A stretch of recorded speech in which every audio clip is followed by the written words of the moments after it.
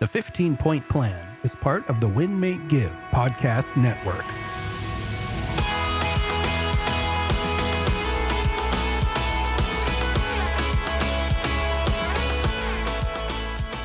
Welcome back to the 15-Point Plan podcast. My name is Ryan Gregg, and I'm here today with my co-host, Jacqueline Smith. Jacqueline, what are we talking about today? We are talking about nutrition today. That's right. We have the fun subject of talking about nutrition. I call it fun because who doesn't like to eat? Who doesn't like to eat? I know I do, Jacqueline. And we were talking about nutrition. What does that mean? And to me, it just means, what's the energy that we're getting from our food? What is the energy that we're getting from our food? And what does that look like to us? And what does that look like to our journey? And what have we learned along the way with that 15-point plan and our health and wellness journey? So let's jump into it. Today we're talking about nutrition. And Jacqueline, you and I are around the same age, which we're not going to tell people, but we're around the same age. And one thing that I've learned is that we grew up with maybe not the best examples of what nutrition should look like. And I'm talking about that food pyramid. You remember that thing? Oh my goodness. I do remember that. That was a long time ago. It was a long time ago, but it was this era of kind of where we were raised. Mm-hmm. And I was looking back at that food pyramid, and it was actually really shocking to me, but then it made a lot of sense. It made a lot of sense as to kind of why we felt the way we have and why a lot of Americans feel the way they do. And if you look at that food pyramid, the bottom, the foundation was 6 to 10 servings of grains, Jacqueline. Oh my gosh. 6 to 10 servings of grains was like how I was raised as a kid. So that meant you woke up, you ate a big bowl of cereal, and then you probably had a piece of toast, and then you had a sandwich with like a slice of cheese, and then you had don't forget the cup of milk. You had to have your milk, remember? That you got to have a big old jug of milk for your strong bones.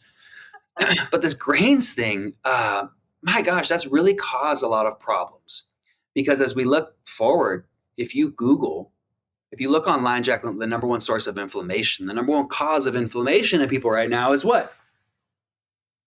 Excess grains, excess processed carbohydrates. Mm-hmm. So that's kind of how we were raised, was eat a lot of breads, eat a lot of grains. And we're learning that maybe that's not the best way to approach our health and wellness. Yeah.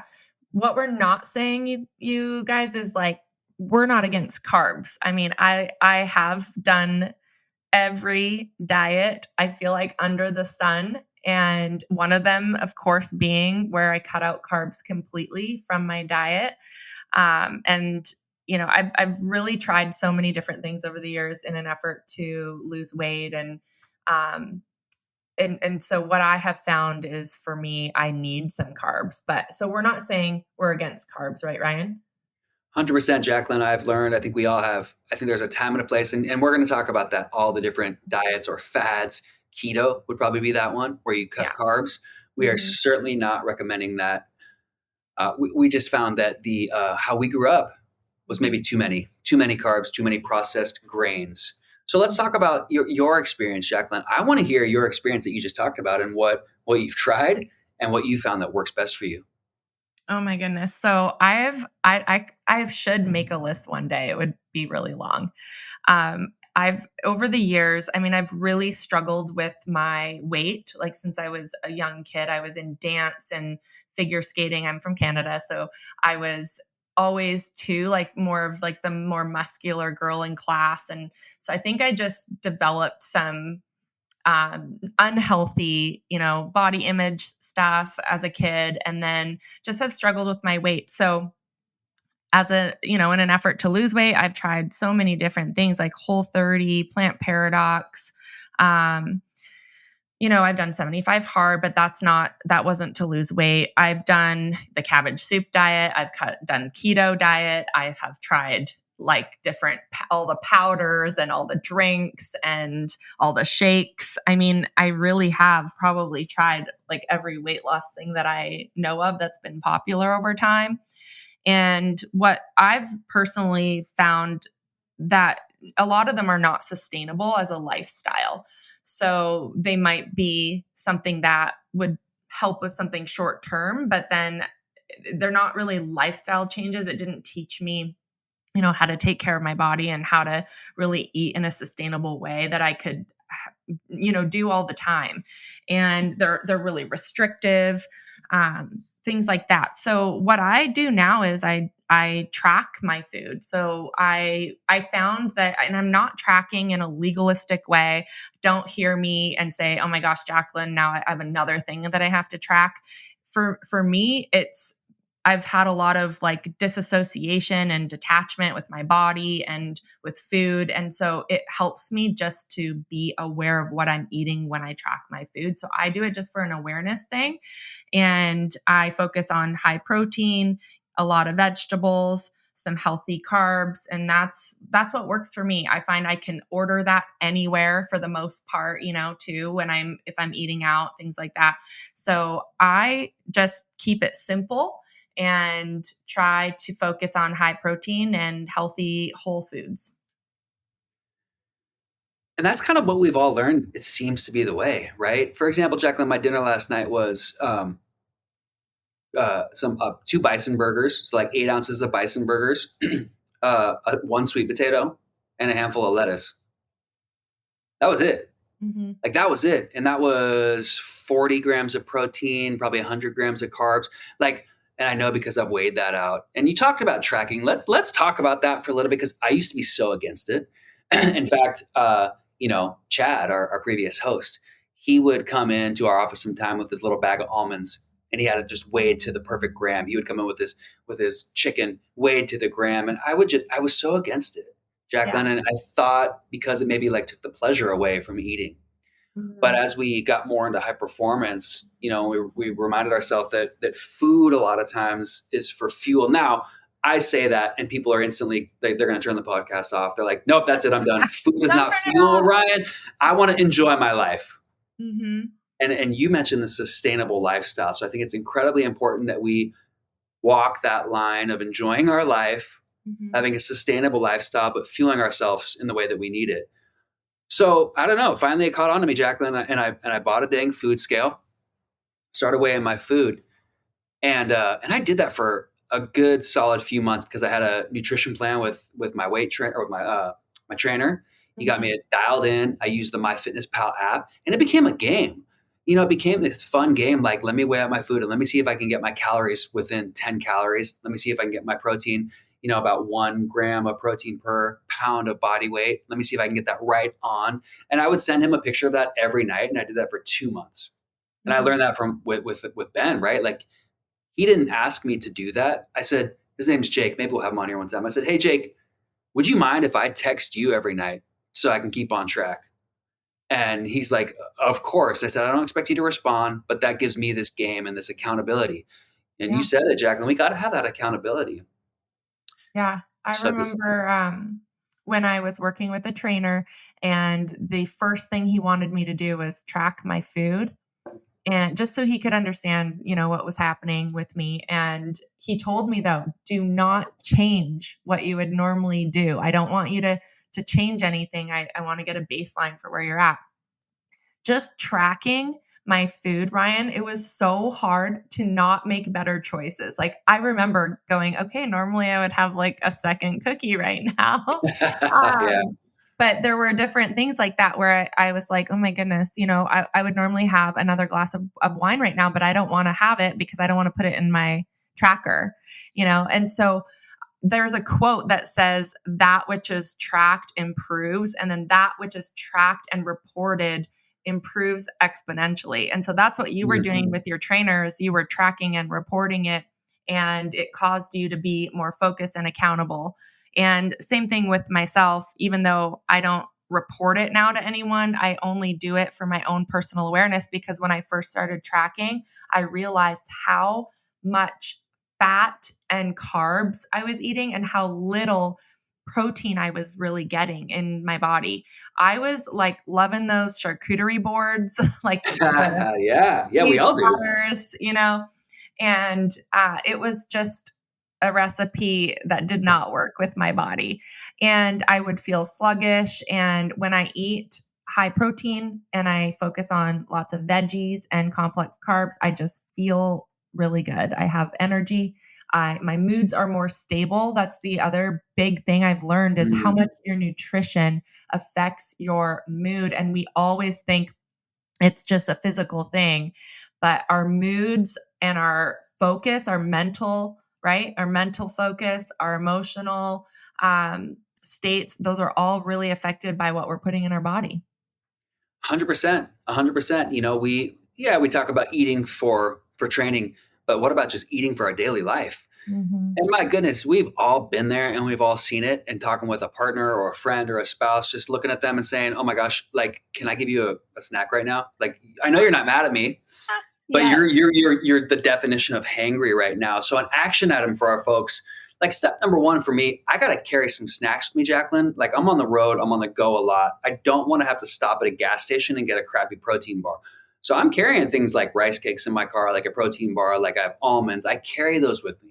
So are we carrying healthy snacks with us throughout the day so that when we're out and about, we have a healthy alternative, right? So maybe that's an action item that we can do. If we're not eating any vegetables, there's an action item. If we wanted to go next level and we're eating our vegetables, we got good snacks, but we're thinking, am I getting enough protein? The macros, they call those macros, right? Protein, carbohydrates, and fats versus your micronutrients, which we're going to talk about in a little bit. Are we getting those? Really, the only way to know is to actually weigh them out. Weigh out the chicken breast, weigh out the bison burger, and then you know what those grams of each macronutrient look like. And you can go from there and you can start to adjust. You had some really good quotes on tracking, but simply put, if you're not tracking, you're slacking. You're not tracking, you're slacking, and it's that awareness, Jacqueline, that we want to really get into people's heads. And for me, it's like, if I know my calories are hit for the day, but there's those cookies sitting right there, now I'm making the choice to break the deal I made with myself. And I'm really trying not to do that. Yeah. Yeah.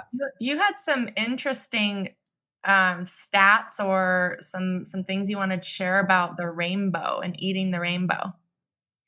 Yeah, because, we grew up eating this food pyramid and they really sabotaged us. They got us eating all this bread and these grains. And maybe that's another podcast conversation, Jacqueline. I'm so curious because, I don't think like gluten intolerance was a thing for our grandparents' generation.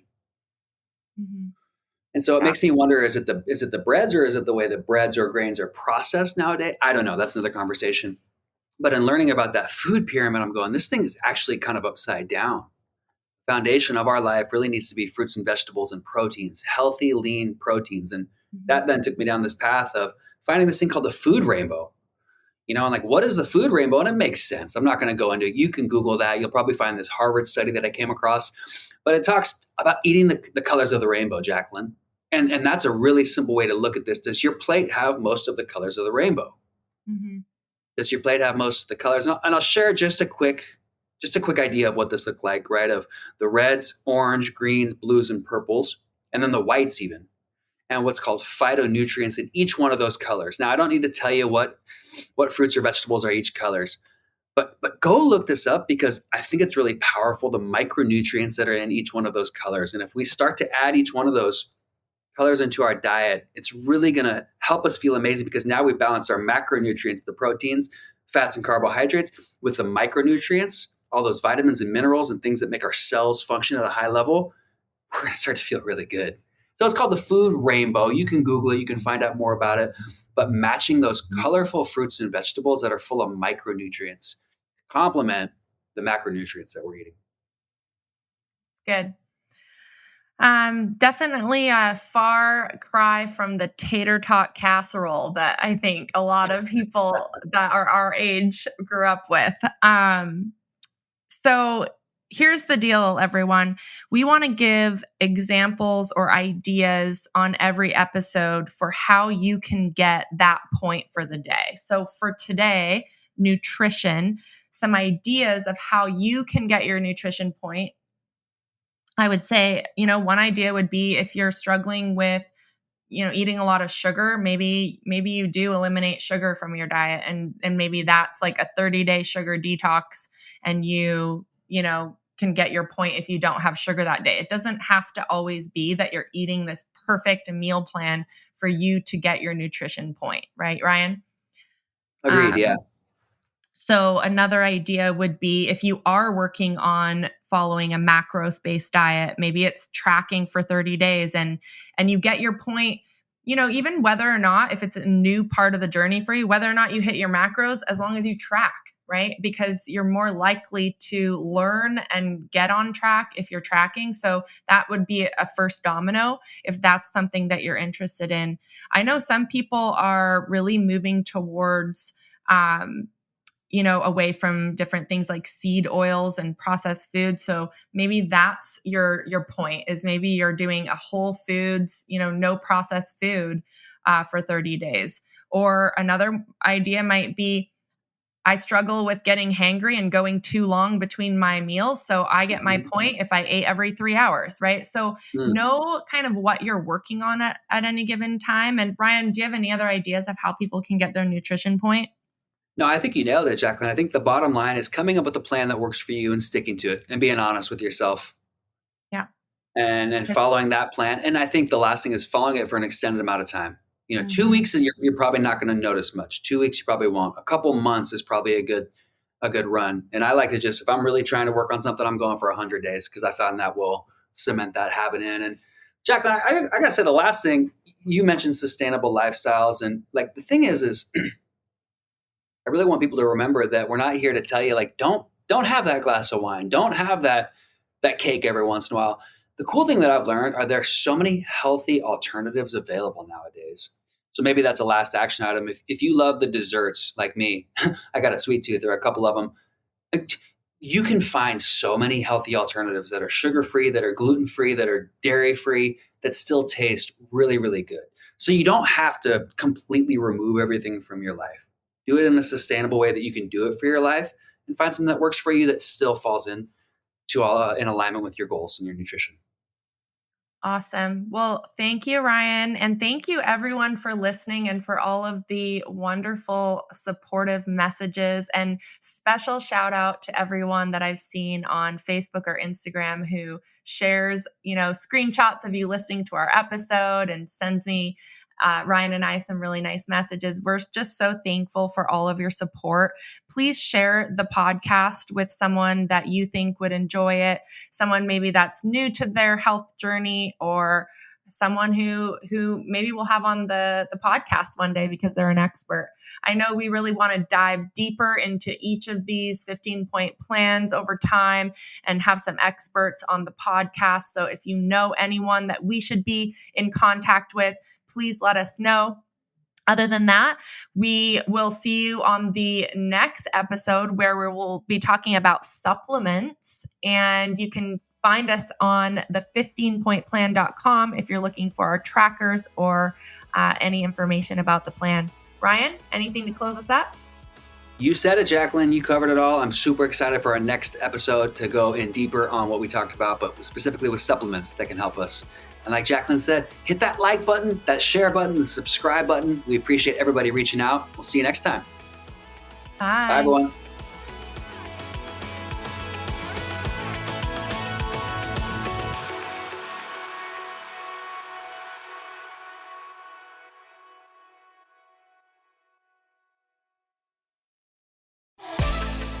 Hi, Chad Himes here, and I want to let you know about my podcast, Achieve Your Apex, on the Win, Make, Give podcast network.